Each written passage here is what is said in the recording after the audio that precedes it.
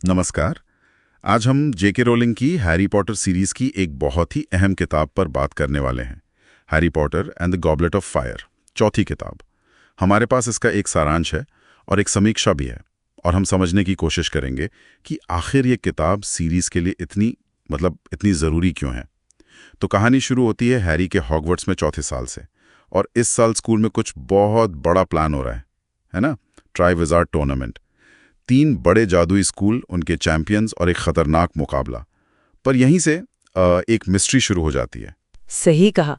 जैसे ही टूर्नामेंट की घोषणा होती है, उसी के साथ वो रहस्य वाला एंगल खुल जाता है। और फिर जब आग का प्याला चैंपियंस चुनता है, तब अचानक से चौथा नाम हैरी पॉटर का।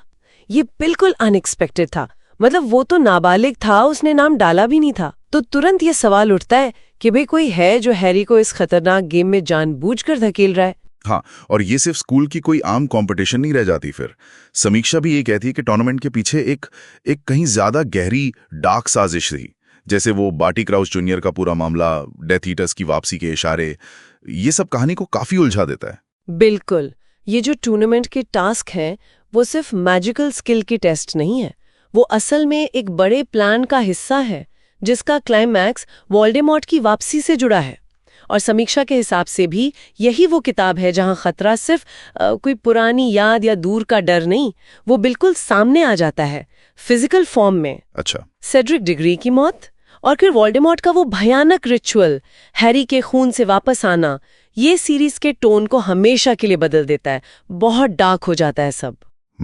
तो मतलब ये सिर्फ कहानी को आगे नहीं बढ़ा रही थी, ये पूरी जादुई दुनिया की तस्वीर को ही बदल रही थी। समीक्षा में इस बात की तारीफ भी है कि कहानी कितनी जटिल है और कैसे दुनिया का दायरा बढ़ता है।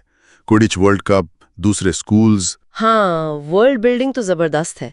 ब्यूक्स बैटन्स और डर्मस्ट्रॉन्ग के आने से लगता है कि हॉगवर्ट्स अकेला नहीं है, जादुई दुनिया कहीं ज्यादा बड़ी है। लेकिन समीक्षा ये भी पॉइंट आउट करती है कि ये जटिलता सिर्फ जादुई दुनिया तक ही नहीं है। कहानी में पॉलिटिक्स भी है। मंत्रालय की पॉलिटिक्स, कानून का इस्तेमाल, ये सब चीजें इसे सिर्फ बच्चों की कहानी से बहुत आगे ले जाती हैं। पर हाँ, इस जटिलता की एक कह सकते हैं एक कीमत भी है। कीमत किस तरह की? आप समीक्षा में जो कमियां बताई गई हैं उनकी बात कर रही हैं? जैसे कि किताब बहुत लंबी है या कुछ हिस्से थोड़े स्लो हैं? एग्जैक्टली वही। इतनी बड़ी, इतनी एम्बिशियस कहानी में कुछ धागे, जैसे वो हरमाइनी का स्प्यू वाला कैंपेन है, वो थोड़े अधूरे से लगते हैं। मतलब पूरा पोटेंशियल नहीं मिल पाता उनको। समीक्षा का मानना है कि शायद कहानी का जो स्केल है वो कभी-कभी फोकस को थोड़ा फैला देता है, खासकर बीच के हिस्सों में। ये इंटरेस्टिंग पॉइंट है। लेकिन किरदारों का क्या?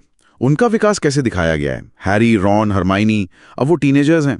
समीक्षा में उनके बीच की जलन, दोस्ती में जो तनाव आता है, थोड़ा रोमांस, इन सब का जिक्र है। ये उन्हें ज्यादा रियल बनाता है शायद। हैरी खतरों से लड़ने का साल नहीं है, ये उनके अंदरूनी संघर्षों का भी साल है। पहली बार हम उन्हें सिर्फ हीरो या साइडकिक की तरह नहीं देखते, बल्कि ऐसे टीनेजर्स की तरह देखते हैं जो अपनी भावनाओं से जूझ रहे हैं, कंफ्यूज्ड हैं। और ये सिर्फ इन तीनों तक ही नहीं है।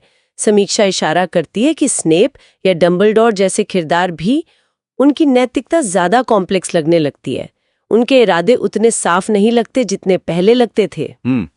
तो कुल मिलाकर देखें तो कुछ छोटी मोटी कमियों को अगर छोड़ दें तो ये किताब सीरीज के लिए एक बहुत बड़ा टर्निंग पॉइंट है। इसमें जादुई रोमांच भी है, गहराता हुआ अंधेरा भी, और किरदारों का विकास भी। इन सब के बीच एक जरूरी बैलेंस बनाती है ये। एकदम सही कहा। संक्षेप में अगर कहें तो गॉबलेट ऑफ फायर वो किताब है जो हैरी पॉटर की दुनिया को उस मासूमियत से निकालकर सीधे आने वाले मुश्किल संघर्षों के अंधेरे में धकेल देती है।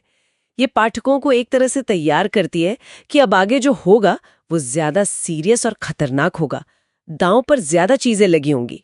और चलिए यहाँ एक सवाल छोड़ जाते हैं सोचने के लिए।